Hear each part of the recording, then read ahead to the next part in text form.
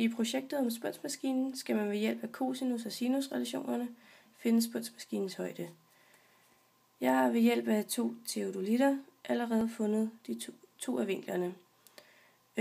Og vi har også allerede en vinkel eller en sidelængde mellem de 2 teodolitter, som er sidelængde A.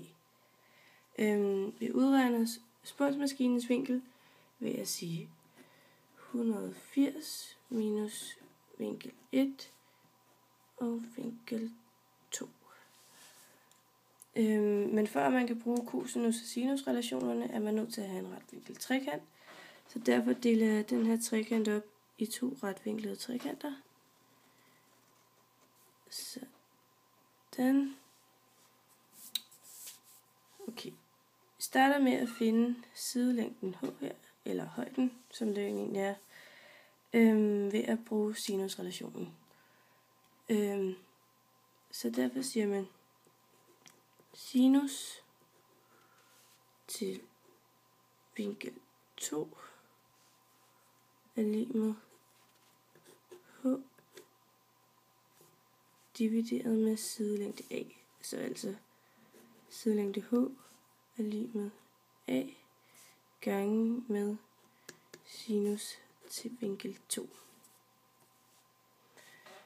Så nu vil jeg gerne finde sidelængden mellem teodolit 1 og spunsmaskinen, og der bruger jeg igen sinusrelationen. Så derfor siger jeg sinus til vinkel spunsmaskinen er lig med H divideret med længde 1,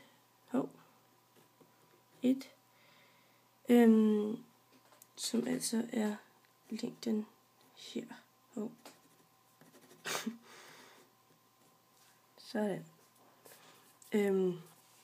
Og derfor igen, så ved vi så, at længde 1 er lig med H gange sinus til vinkel spunsmaskinen. Her, så nu bruger vi her længde 1 til at finde højden af spunsmaskinen ved hjælp af tangens, fordi vi altså kender vinklen og længden mellem teodolitten og spunsmaskinen. Så her bruger vi så tangens og siger